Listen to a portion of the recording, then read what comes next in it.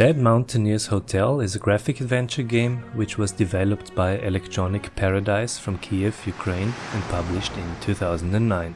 The story of the game is based on a novel by the Strugatsky brothers, who are considered the most influential writers of Soviet science fiction.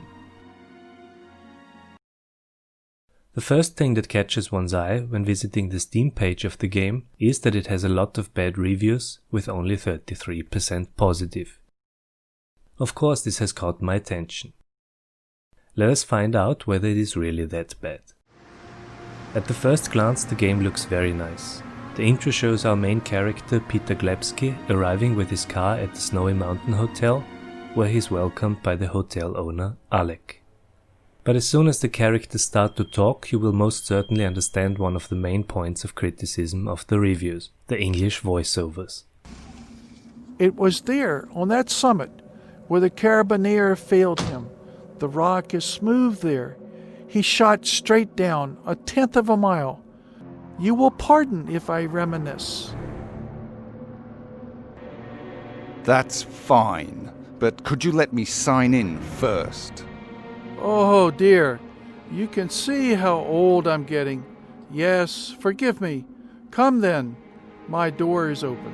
They sound like the speakers were not very eager to do the talking and is actually really hard to bear. So you either get used to it, turn off the sound, or you stop at this point. Or, as a fourth option, you can switch to Russian or German. Das Hotel zum verunglückten Bergsteiger. Es ist alles so, wie's gut gesagt hat. Dort drüben ist der Speisesaal. Abendessen ist um 18 Uhr.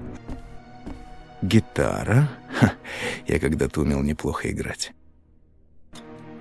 Знакомьтесь, это Лель. Все понимает на 3 европейских языках. Блох нет, но линяет.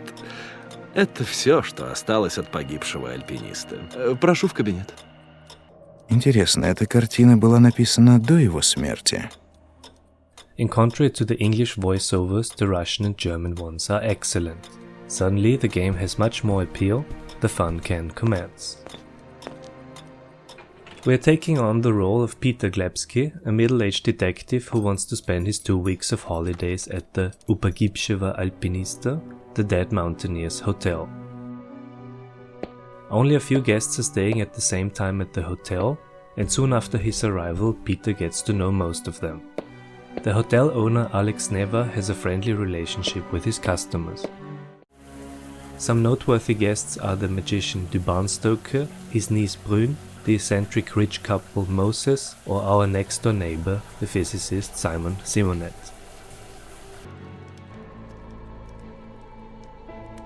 Da stimmt etwas nicht.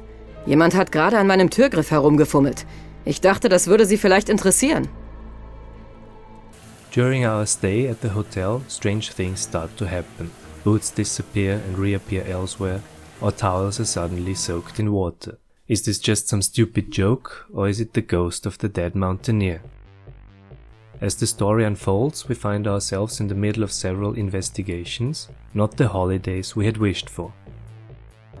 The hotel itself is very nicely designed, it is quite large and it takes some time to discover all the rooms. The Dead Mountaineers Hotel reminds in style a lot of the Agatha Christie games by the Adventure Company. To trigger certain events, the player has to converse with the other guests and pick up and use certain items in a classic point-and-click manner. Dialogues can be skipped with space, right-click opens the inventory. There are quite some puzzles and minigames included, which the player has to accomplish in order to proceed, like playing billiard, darts or keeping Peter on his skis. Und, alles klar, Inspektor? Sind Sie bereit? Ich denke schon. Stehen Sie auf, Glebsky.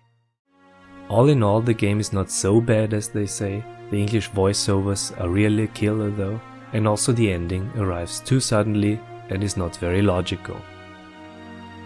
Let's face it, Dead Mountaineers Hotel certainly cannot keep up with other titles that came out in 2009, like Sherlock Holmes vs. Jack the Ripper, Still Life 2 or Memento Mori.